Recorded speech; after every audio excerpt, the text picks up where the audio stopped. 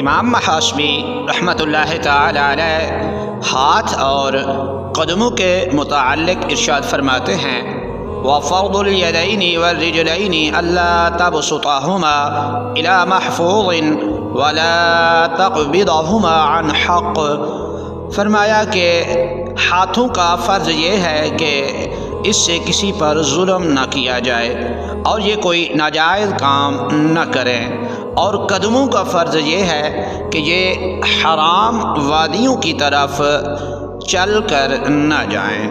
ہاتھوں کے متعلق آقا دو جہاں صلی اللہ علیہ وآلہ وسلم ارشاد فرماتے ہیں جس شخص کا ہاتھ یا جسم کا کوئی حصہ غیر محرم سے چھو جائے تو فرمایا یوں ہے جیسے خنزیر ہو اور وہ بھی گندگی اور کیچڑ میں لت پت۔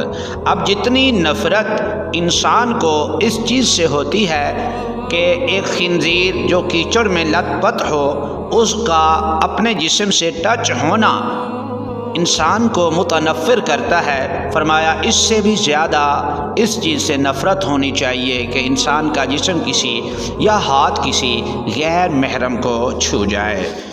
تو ہمارے جسم کے جتنے بھی اعضاء ہیں، مثال کے طور پر امام محاشبی رحمۃ اللہ تعالی علیہ نے 6 اعضاء گنوائے کہ یہ دل کا راستہ ہیں جو کہ شیطان ان راستوں کے ذریعے چل کر ہمارے دل تک اثر انداز ہوتا ہے۔